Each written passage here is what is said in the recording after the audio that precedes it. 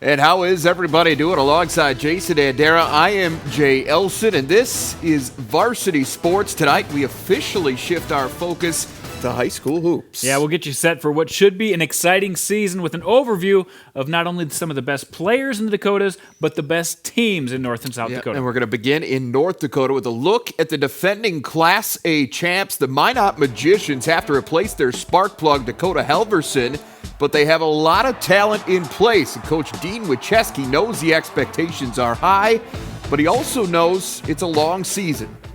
Well, sometimes you need a little wake-up call at that because kids look at it, we as coaches look at it, but, honestly, with the last name Wincheski, the only poll I listen to is my mother.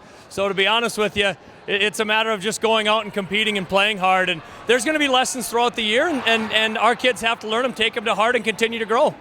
We just want to work hard and get better every day, in order to get to that ultimate goal of the state championship and WDA title, we got to come out and practice, work hard, show effort, and just come out here and grind every day. It's a long season, and we got to enjoy the process and day by day work hard. All right, with that, we take a look at the first installment of Jason's power rankings for Class A hoops in North Dakota, and Minot on top, as many probably would have expected to this point, but who else do you like, and who else has a chance to maybe supplant the Magicians up at the top? Well, you talk about Class A in North Dakota, and like it has been for the last few seasons, there's a lot of good teams in this class, and you said it, Minot belongs at the top to begin with.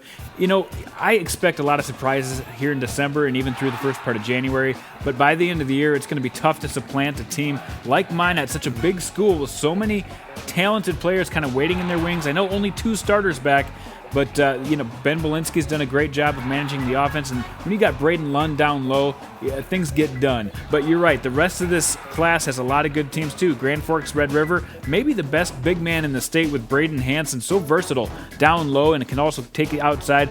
Great from that 6'8 frame. And then Century, runner-up last year, got 2 double-digit scorers back by the name of Adam Geiger and Dalton Feeney. We're not done with them. Yeah. We got through the football season with those guys making a run.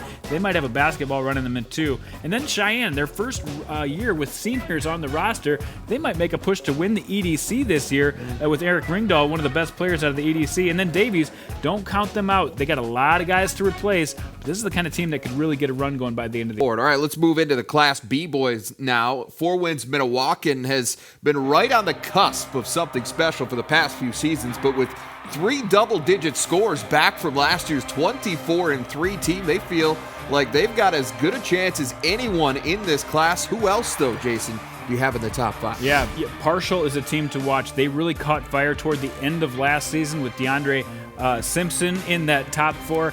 And then Hillsboro-Central Valley, a team to keep your eye on. But Enderlin, they got a player named Graham Hurlbert, just a big guy down low who can really take care of some business. And Hettinger-Scranton, another team, this team really could make their way all the way up through this class somewhere. So many talented players. Isaiah Klute kind of coming into his own as a distributor to keep Hayden Sadowski, one of the best scorers in Class B, happy. So I think Hettinger-Scranton, if they get a couple big wins, really could be a factor in this class. Do we have A and B? Do we have a team that really is a clear-cut number 1? No. I mean, we with respect to Minot, 4 wins, that obviously the teams that you think are right up there. But in years past, we've had a team that really everyone expected to be that dominant squad. It doesn't feel like that this year. I don't think so. I think it's going to be pretty wide open. You talked about 4 wins. Bring a couple players back from that championship run they made last year, especially Tronis McKay, definitely a guy to watch in that rotation. But, yeah, nobody far and away above the rest of this group. It's going to be an exciting season, to be sure. Well, coming up, there will be no shortage of individual talent on the floor this season. We'll shine some light on a number of the region's top players in a bit, but first, we're going to take a look at which North Dakota girls teams we think are going to be contenders. Varsity Sports on Midco Sports Network is presented by Mitchell Technical Institute, Shields, and Farmers Union Insurance Agency.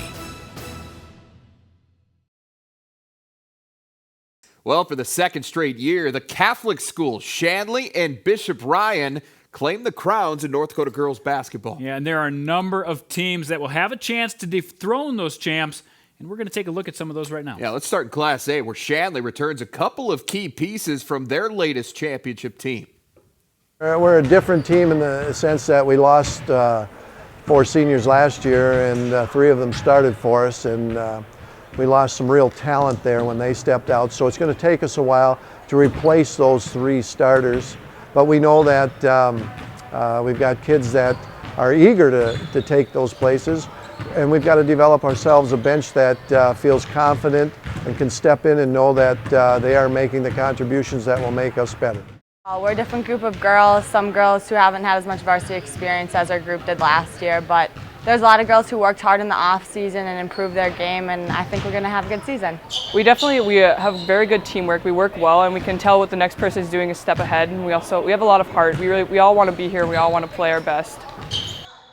All right, Jason, well, with Sarah Jacobson and Laura Rotunda back in the mix for the Deacons, no real surprise that we see Shanley at the top of your preseason top 5. 2 of the best players in the state, hands down, and they have gotten better. So, yeah, that should scare some people. But they have a lot of other holes to fill in that roster. You know, they kind of had the same thing last season where they had to replace a lot of people after a championship season. They seem to do that just fine. So I think they'll be able to plug those holes in this year, too. Number 2, you got Bismarck Century. No bona fide scorer for this team, but a lot of good players. Yeah, the talent on this squad, you know, from 1 to 10 might be the best in this entire class. I think you're going to see Reagan Dennis and Jenna Fitterer kind of step up into that role of being one of those top scorers in the state.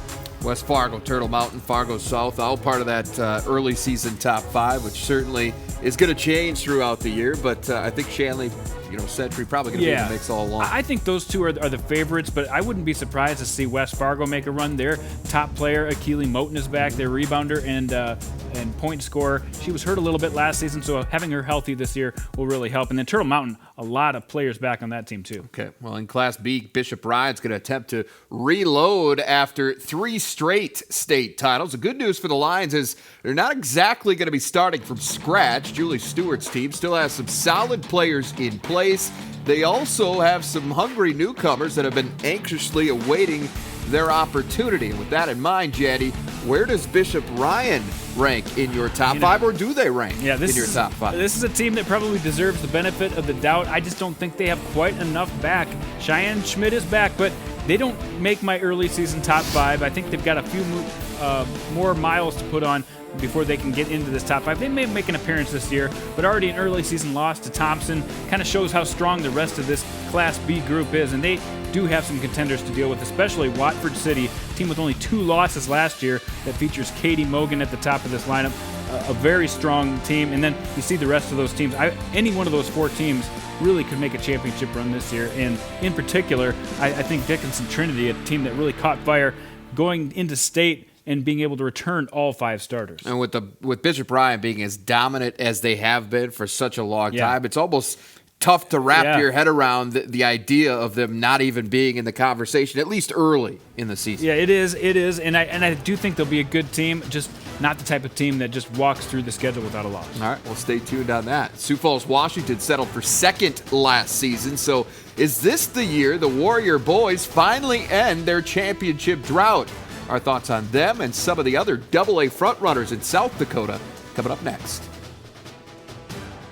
Varsity Sports on Midco Sports Network is presented by Mitchell Technical Institute, Shields, and Farmers Union Insurance Agency.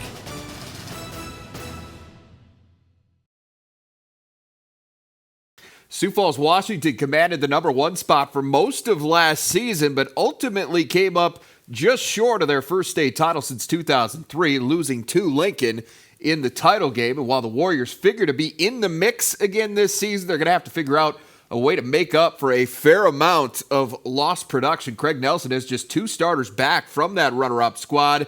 The rest of the roster would fall into the up-and-coming talent category. Obviously, we lost some really good players from last year, but we think we have some young talent that's ready to step into those shoes. And we have some veterans coming back that have played a lot of minutes, been in a couple state tournaments already, so we have some senior leaders that should be able to get us off to a good start.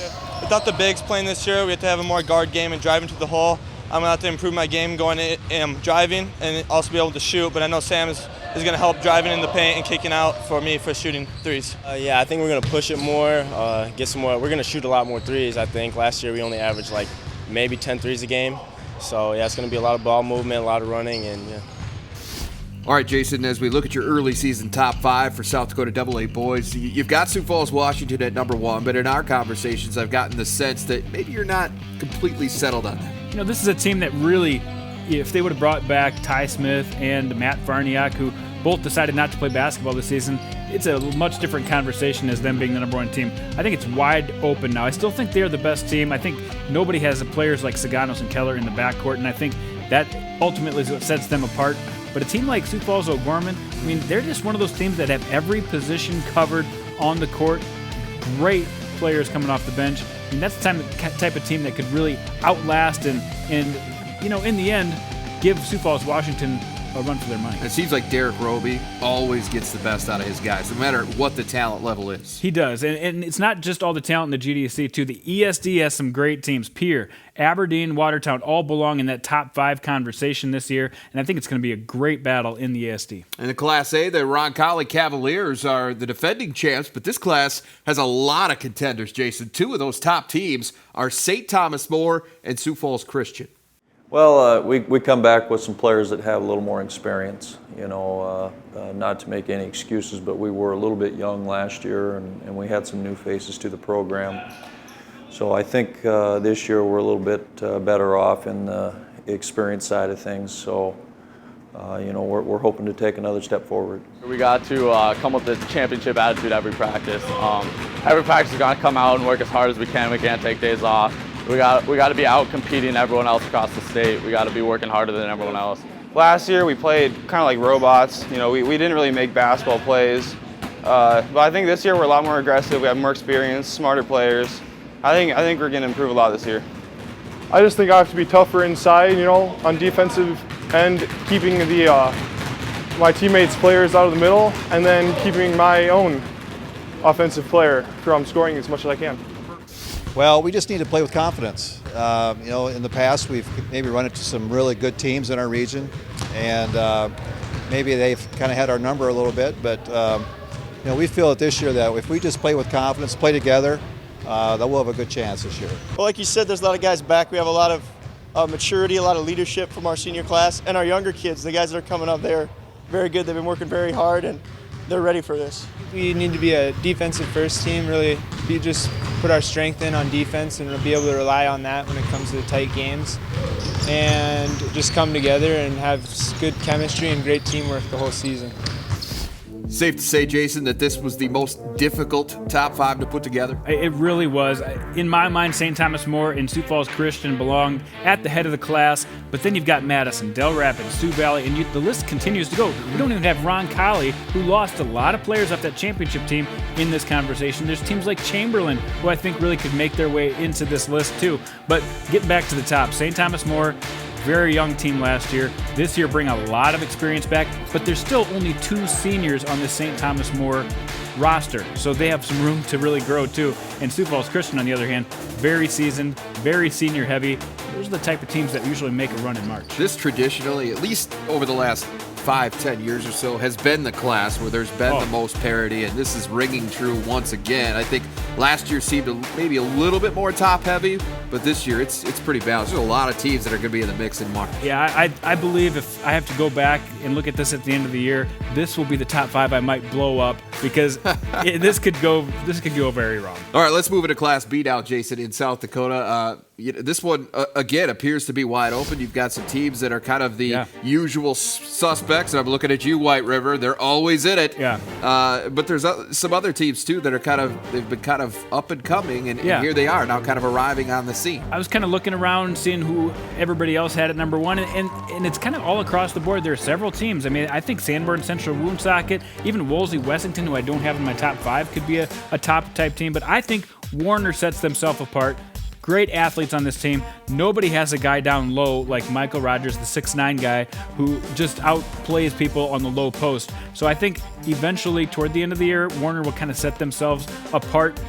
How the season plays out, really tough to tell. And a lot of these other teams, I think Chester at number 5, that's another team I had to think long and hard about. They really could work their way up to the elite in this class. It's going to be a fun year in South Dakota boys basketball as well. But the St. Thomas More girls, Jason, have, as you know, built a Class A dynasty. But what are the chances that the Cavaliers continue that run this season. We're going to cover that and more as we preview the South Dakota girls right after this. Varsity Sports on Midco Sports Network is presented by Mitchell Technical Institute, Shields, and Farmers Union Insurance Agency.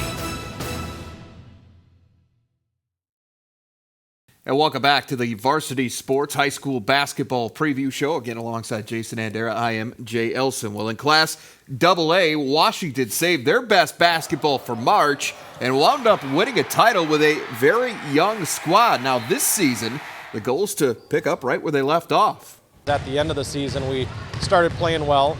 Heck of a credit to our kids winning that state tournament, but it wasn't a sure thing, and we feel that way this year as well. It's going to be it's a learning curve, and it's going to be a process where we have to get better all year long, and we just set our goal a couple weeks at a time trying to get better. I remember going into last year, the first games, we were all really nervous because 4 of us had never, Sydney Arrington had played a good amount of varsity, but we hadn't.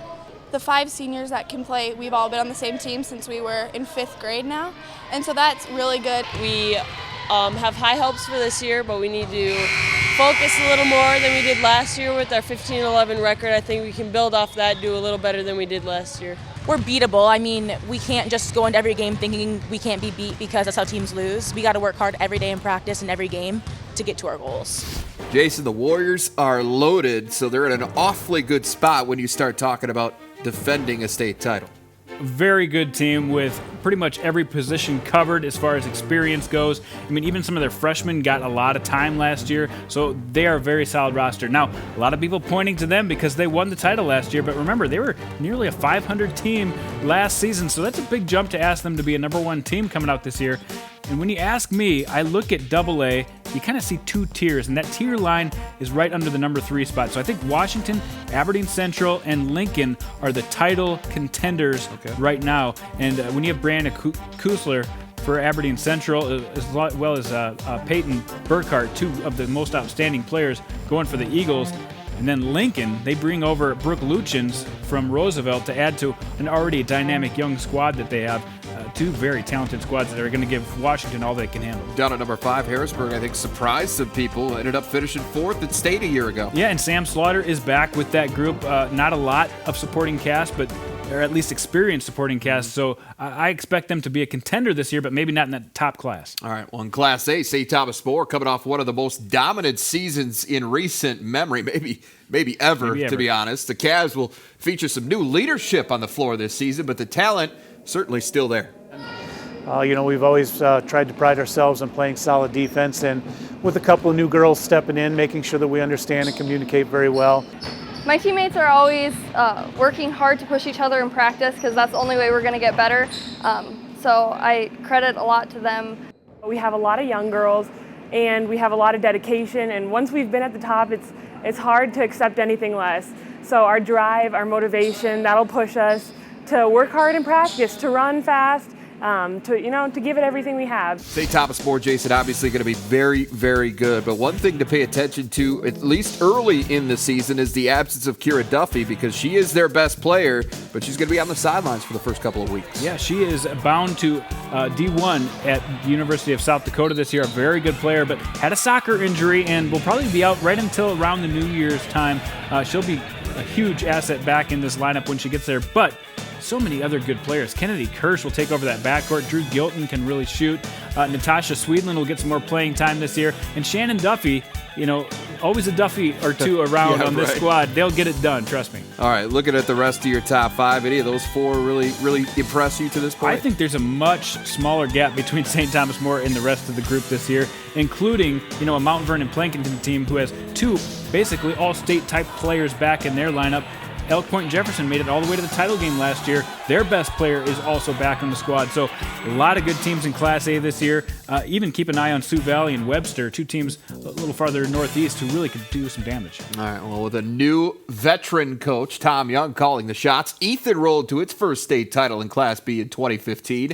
Now, the Wrestlers are going to be very good again this season, but they are not at the top of your early season rankings, Jenny. That honor instead goes to Sully Buttes. This is a program that's been here very, very frequently. Yeah, they were my number 1 team coming into last year. Had a good season, maybe not quite as good as what Ethan put together, But you can't deny Chloe Lamb and Raquel Winchus, both first-team All-State players. They are both back in this lineup, a great supporting cast. I think they're going to be tough to beat this year. But remember, Maya Sellen back in the lineup for Sanborn Central Woonsocket, an excellent player in all facets. I think they really stepped their game up. And Ethan will hang right around this top 5 all year. Rachel Hawkins, maybe wasn't the number 1 option last year, but definitely contributed and could be an all-state type player this year. And of course, Hanson always good. And Wabe Summit, now they're co-oping. They've always got a good program as well. All right. Well, we've covered the top teams now, but how about the top individuals? We're going to wrap things up and look at this season's players to watch in both North and South Dakota next. Varsity Sports on Midco Sports Network is presented by Mitchell Technical Institute, Shields, and Farmers Union Insurance Agency.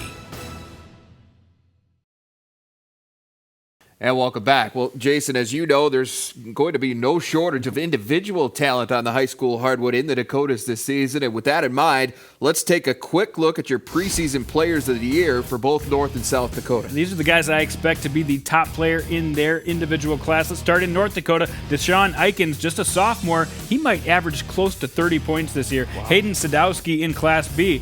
24 points per game last year. He's going to put up the same type of numbers. And on the girls' side, Sarah Jacobson, Riley Newdale, both headed to NDSU. No surprise there. All right, how about South Dakota? In South Dakota, a little tougher. I think Sam Saganos really steps his game up this year to become the MVP in AA. Ty Hoagland, he won that award from us last year as a junior. I think he'll have more of the same. And Michael Rogers out of Warner, the big guy, gets it done. And then on the girls' side, Anna Goodhope in AA will step up her game.